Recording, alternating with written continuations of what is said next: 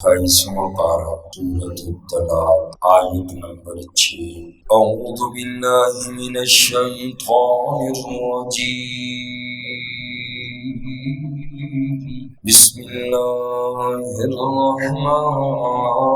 الرحیم۔ اسکنوہن، تم ٹھہراؤ ان عورتوں کو،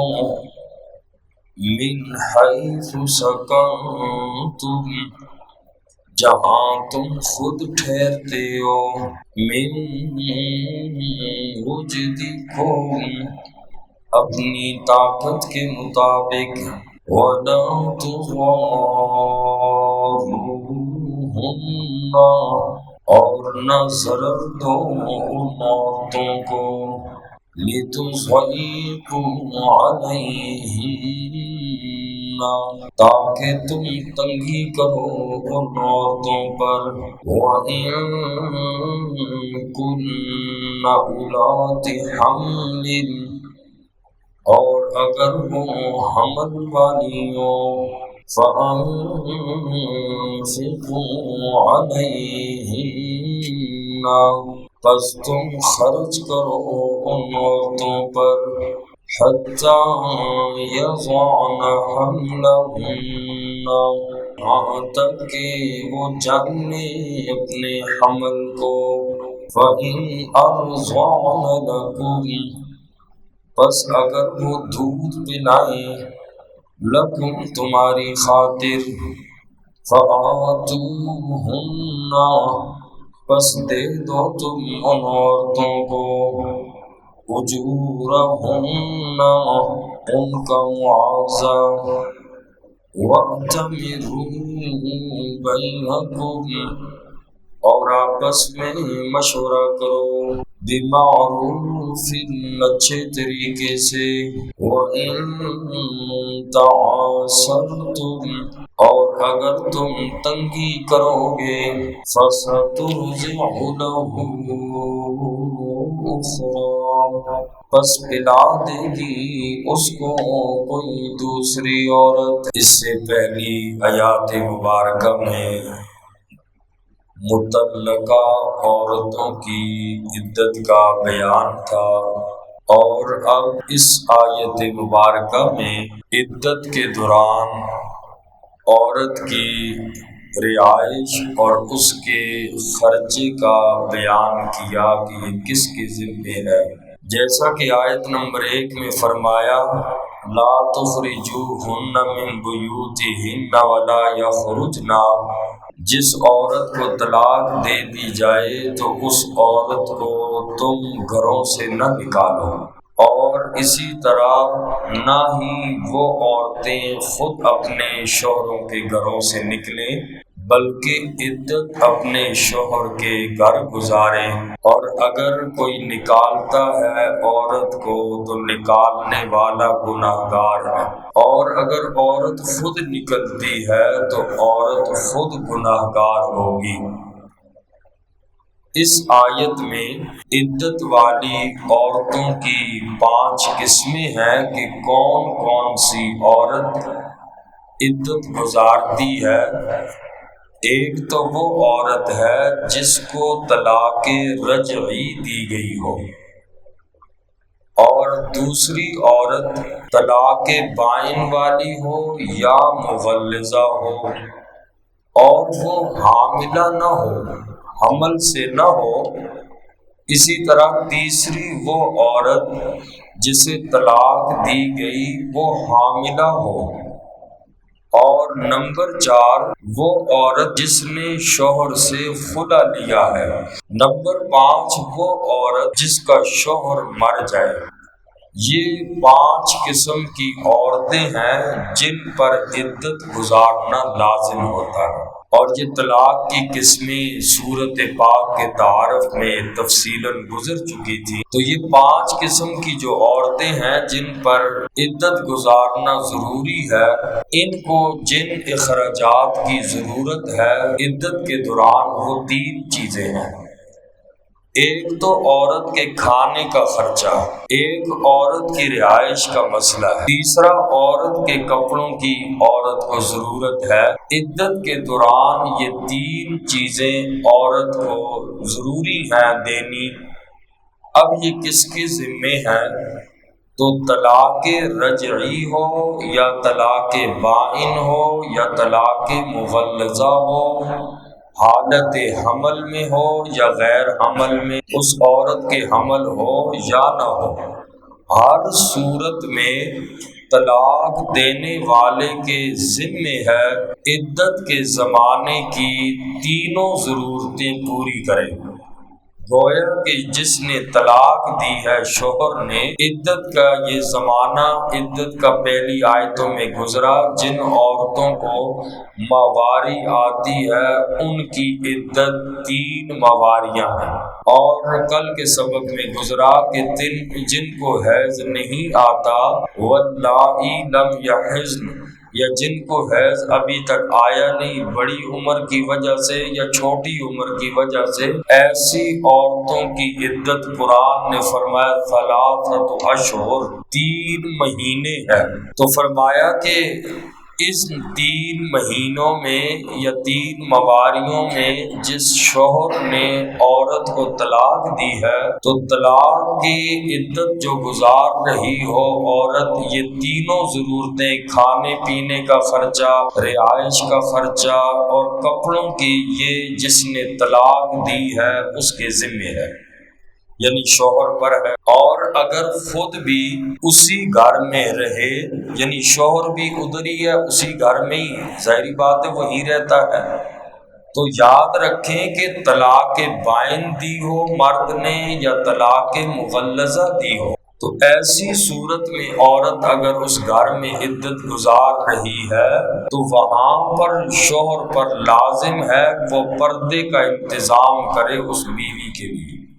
یعنی یہ باقی 3 چیزیں کھانے پینے رہائش کا تو انتظام ہے، پردے کا بھی انتظام کرے اگر طلاق بائن کی دی ہے یا طلاق مغلظہ دی ہے۔ یا اسی طرح اگر عورت نے خلا لیا ہے وہ بھی بائن کے حکم میں ہے، اس میں بھی عدت واجب ہوتی ہے، ساری ضروریات شوہر کے ذمے ہے کہ وہ پوری کرے، اگرچہ طلاق خود عورت نے لی ہے اور خلا کیا ہے پھر بھی اس کی ذمہ داری شوہر پر۔ اور 5ویں عورت جس کا شوہر فوت ہو گیا اس پر عورت پر بھی عدت لازم ہے، لیکن اب اس کے خرچے کا کیا ہوگا؟ چونکہ شوہر تو مر چکا ہے، یہ عورت عدت گزار رہی ہے، تو یاد رکھیں کہ شوہر کے مال میں نان نفقہ واجب نہیں ہے اس عورت کا، یہ عورت اپنے مہر میں سے یا میراث کے حصے میں سے اپنے اوپر خرچ کرے، اپنا جو مہر ہے سونا چاندی یا نقدی ہے اس میں سے اپنے اوپر خرچ کرے عدت کے زمانے میں، یا اسی طریق سے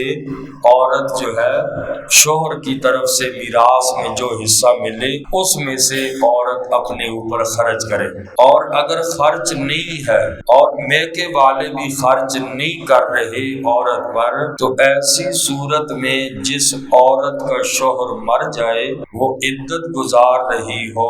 ایسی عورت پھر محنت مزدوری کر کے گزارا کرے، اگر کہیں بھی صورت نہیں بنتی خرچہ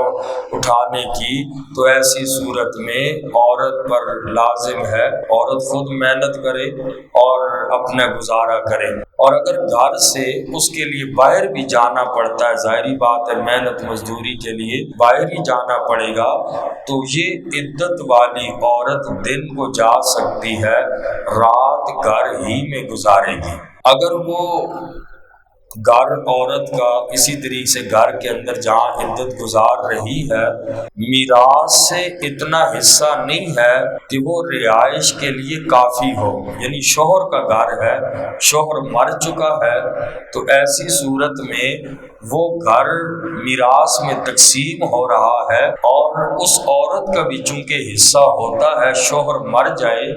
بیوی کے لیے اگر شوہر کی اولاد ہو تو پھر بیوی کو ملتا ہے 8واں حصہ،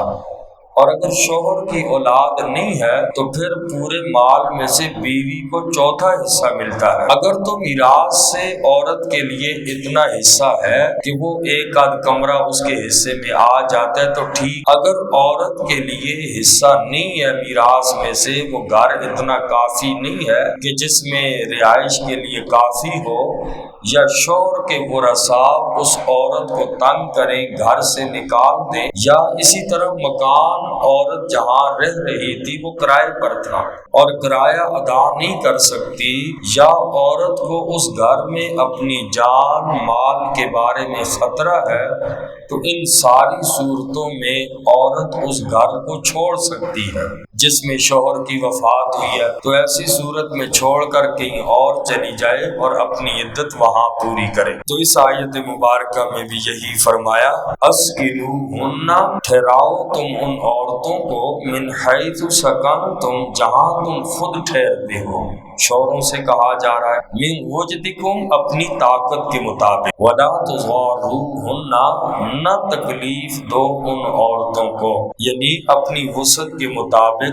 مطلقہ عورت جس کو طلاق دی ہے اس کو رہائش دو۔ اور چونکہ آج کل تو صورتحال یہ ہے، یا تو آدمی پہلے سے ہی عورت نکل جاتی ہے، کہاں شوہر کے گھر میں عدت گزاری جاتی ہے، تو بہرحال ایسی صورت میں گناہگار ہے اگر جس نے نکالا یا خود نکلی، اس کا گناہ عورت کو الگ ملتا ہے۔ اور اسی طرح اگر عورت کو شوہر نے 3 طلاقیں دی ہوئی ہیں تو عورت پھر بھی عدت شوہر کے گھر ہی گزارے، قرآن کا حکم یہی ہے،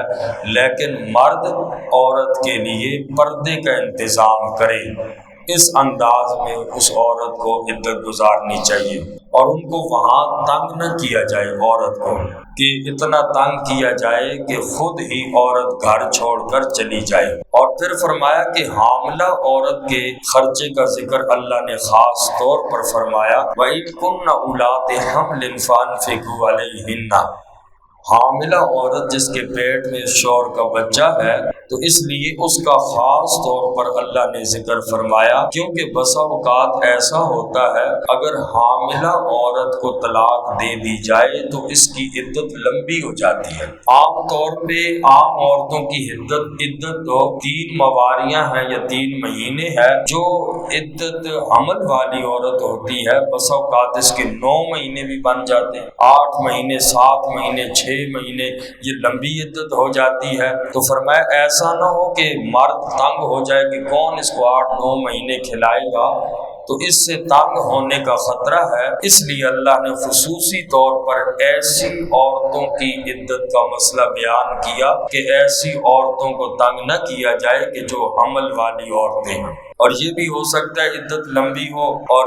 شوہر جو ہے وہ خرچہ روک دے، تو اللہ نے ایسی عورت کا تاکیدی طور پر ذکر فرمایا کہ ایسی عورتوں کو تنگ نہ کیا جائے۔ فرمایا اسکنوہن من حیث سکنتم،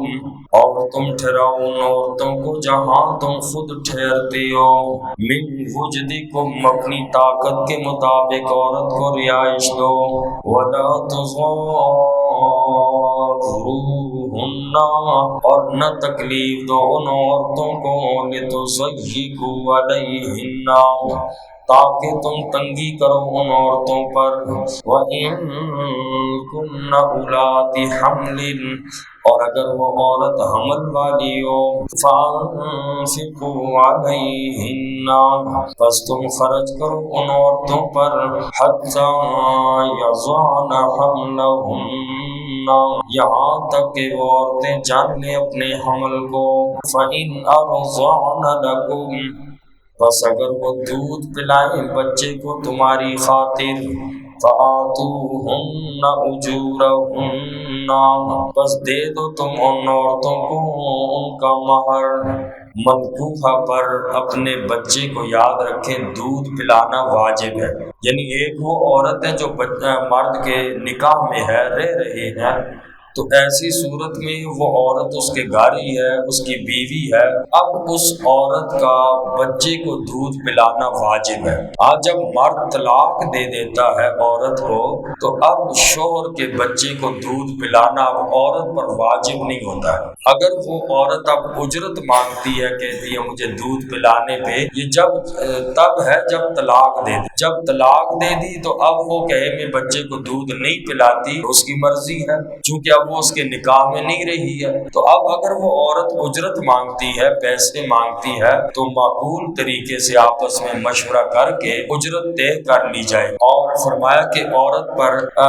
یہ نہ کرو، زبردستی نہ کرو کہ تو ہر حال میں پلائے گی، اور اگر فرمایا کہ عورت پہ تنگی کرو گے تو وہ پھر پلائے گی نہیں، زبردستی کرو گے پھر تمہیں دوسری عورت سے پلوانا پڑے گا، تو جس سے تمہارے لیے دشواری ہوگی۔ اور شوہر اپنی حیثیت کے مطابق اس عورت کو خرچہ دے، دائی کو،